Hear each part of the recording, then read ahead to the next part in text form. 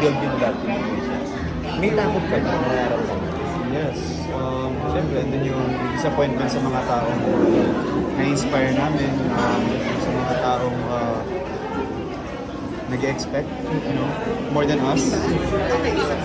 Yung mga taong umaasa sa amin, alam mo yun, pagbutihan pa namin yung work namin dahil marami kami maaabot ng mga tao, marami kami may-inspire.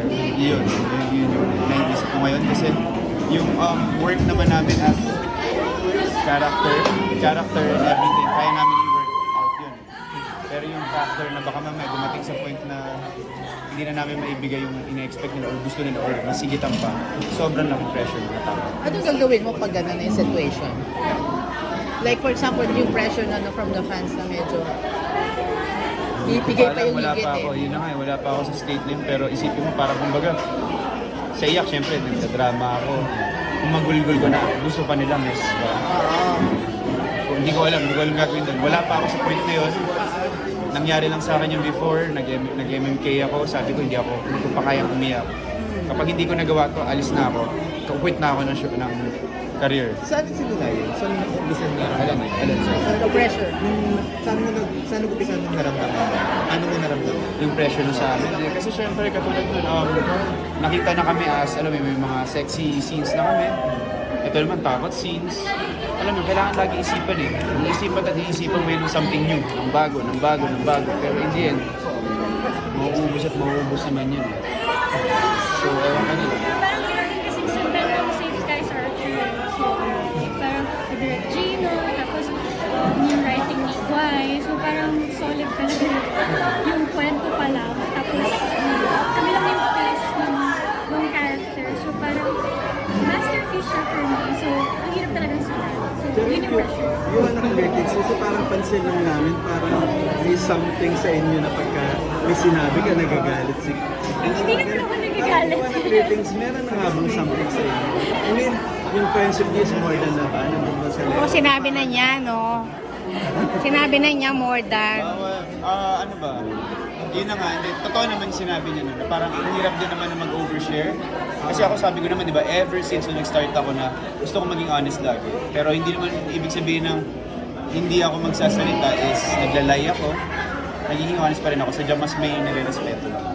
So, Bishop, bakit nagalit mas ka, Chris, na nung Hindi time naman na naman nag-overshare nagalit. ka? Ano lang, parang concern. Naging concern siya. So, sinasabihan mo siya, parang gano'n, huwag masyado. Ganun lang, hindi naman ako nagalit. Parang ano lang. Hindi kumbaga sa... Sinabi ko yun, parang ganun Sabi, lang. ang usapan namin parang privacy. Para, So first LQ niyo yun. First LQ. LQ. Parang LQ na rin. Or M.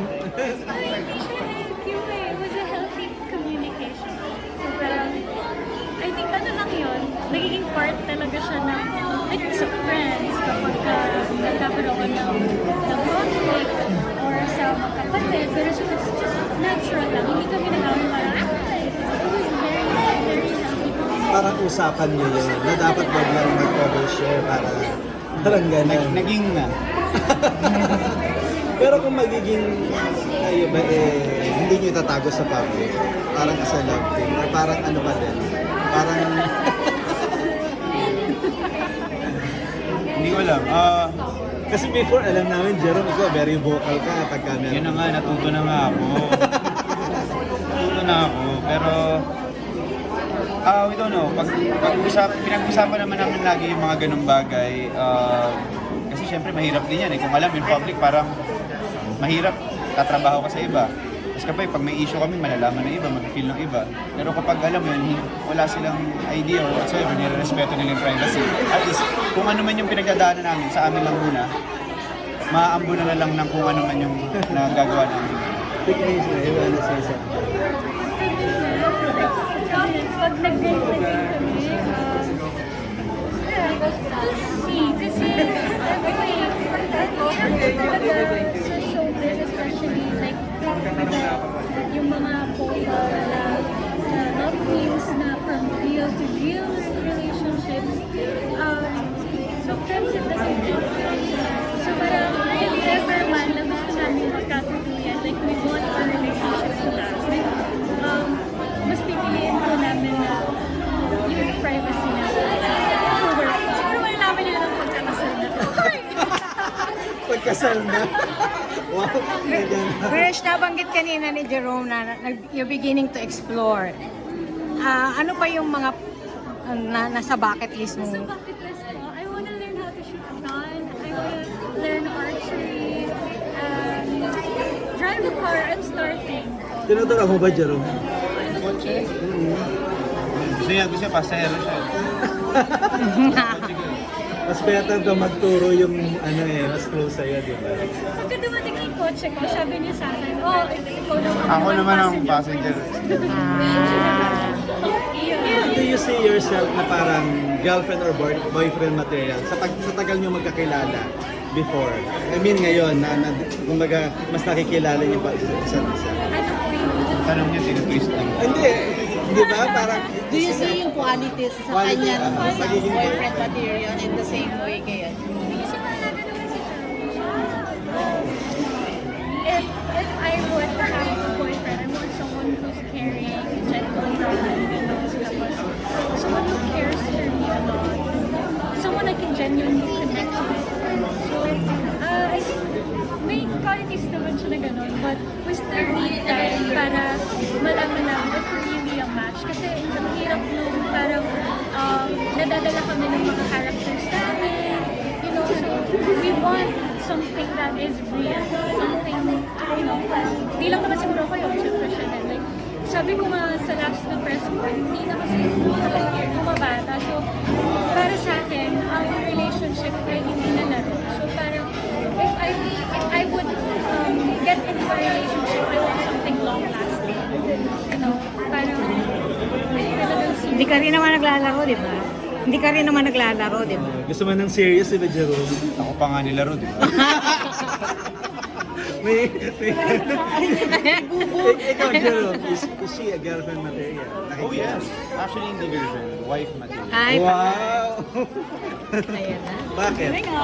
Emotionally, siya, intelligent. Nag-care siya about everything. What more kapag sa tao na partner. You know, parang makikita mo sa kanya na wala siyang ibang iisipin kung hindi mapabuti lang yung araw mo. Yun yung importante. Kahit gano'n, kumbaga, kahit sabi nga nila for better, for worse, di ba? Till death do us part. Kaya parang kasal na sa kasal na kamo. Parang doon na papunta. Anong comment mo doon? Wife material ba hindi girlfriend So, material? may turn, same break. Lapit na po. Exclusively on Hero One. Comment muna ni Krishna. comment ko about that sa Pagiging wife material. I appreciate that you see it that way. Kasi nakaka-flatter ka. Lumalabas na ba kayo ngayon as kayong dalawa lang, hindi kasama yung Univercada? Kasi hindi nyo na lang kita, hindi na kami nagpo-post. Dating. Sa'yo, dating. Naloloka siya sa kaanesan mo. Busy mo kami sa work. Sobrang close. May times ba na hindi kayo okay pero kailangan mo Sorry po. May mga times na hindi kayo okay sa set pero kailangan nyo magpa-sweet, magpakilig sa Excel. Paano nyo yun? Kasi, May naayos mo na. Ah! Ay, may ganun-ganun na. Inayos naman. Kailangan pag